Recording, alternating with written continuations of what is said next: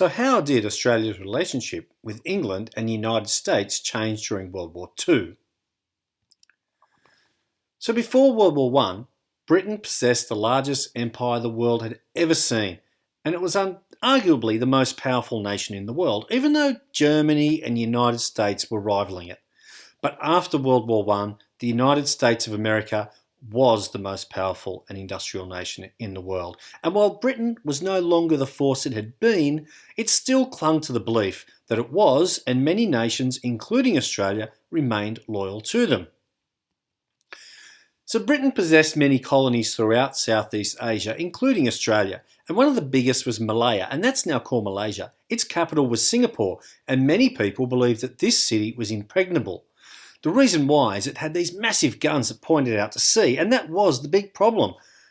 The Japanese knew this, and rather than attack from the sea, they attacked from the land.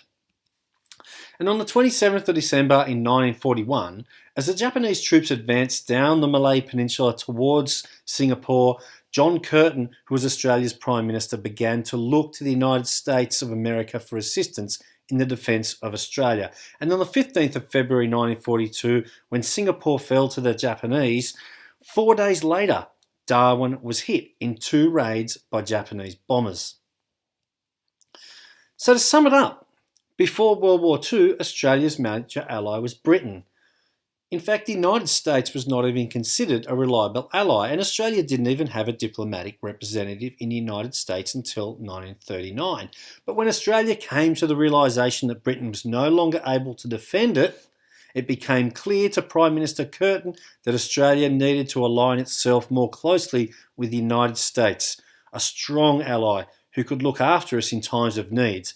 This didn't go down well. Some people really thought it was bad to betray Britain, but that's the way it went. So at the beginning of World War II, Australia's major ally was Britain, and by the end of World War II, this had changed to the United States, and this stands today.